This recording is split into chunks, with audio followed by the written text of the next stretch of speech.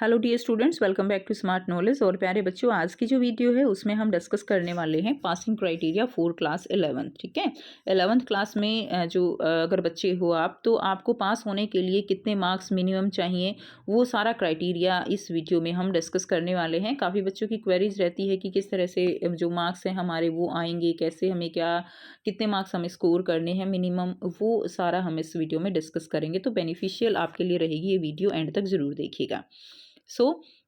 जो class 11th के students हैं बच्चों, आपको पास होने के लिए 5 मेन सब्जेक्ट में पास होना ज़रूरी है। ठीक है, ये बच्चे काफ़ी बच्चे जानते हैं कि हाँ सब किस तरह से क्राइटेरिया रहता है, तो बस उसी को हम यहाँ डिस्कस करेंगे। अब जो सबसे इम्पोर्टेंट बात है कि जो एनुअल एग्ज़ाम है उसमें हर एक सब्जेक्ट में आपको 25% मार्क्स लेना अनिवार्य है। ये बच्चों मस्ट कंडीशन है। ठीक है, मस्ट कंडीशन है कि आपको 25% लेना ही लेना है।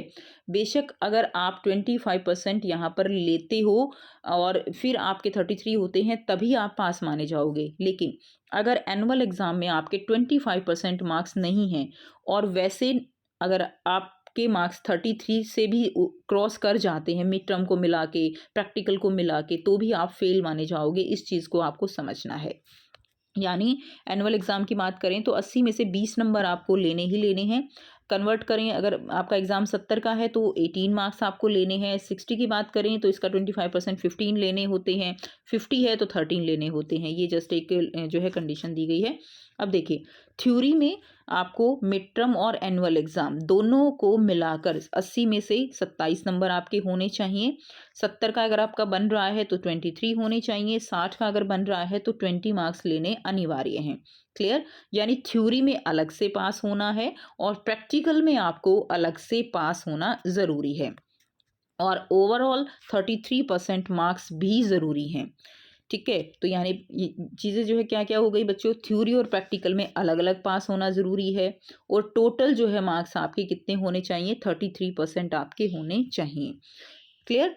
उसके बाद ग्रेस मार्क्स की अगर हम बात करें तो ग्रेस मार्क्स जो है मैक्सिमम मिल सकते हैं आपको 10 नंबर।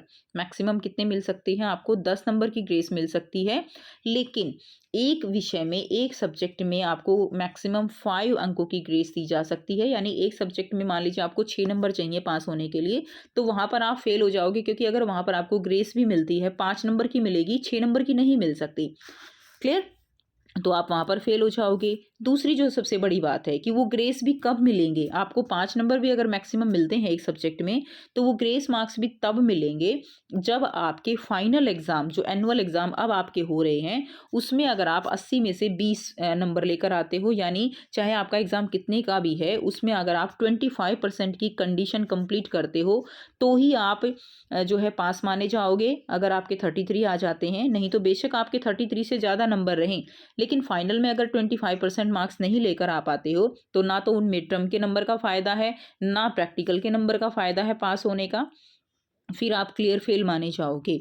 तो ग्रेस मार्क्स भी तभी मिलेंगे जब आपके 25% मार्क्स होंगे।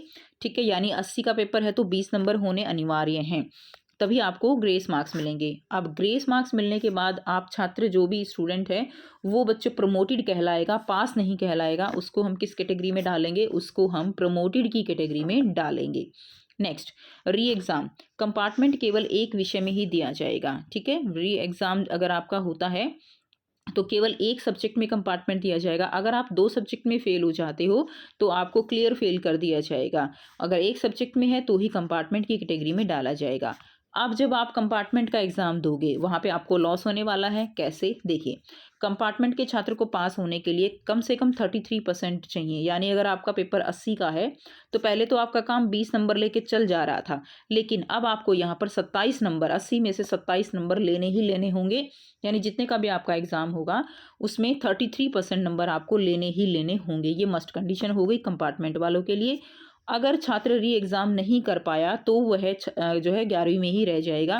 और दूसरी जो बात यहाँ पर नहीं लिखी हुई है कि जो ग्रेस मार्क्स हैं, ग्रेस मार्क्स वो भी केवल और केवल आपको अभी जो मेन एग्ज़ाम हो रहे हैं उन्हीं में मिलेगी। अगर आप री एग्ज़ाम देते हो तो ग्रेस मार्क्स आपको री एग्ज़ाम की ड्यूरेशन नहीं मिलेगी। तभी तो यहाँ पे कहा गया है कि 33% लेने ही लेने होंगे आपको। क्लियर? तो ये मस्ट कंडीशन है।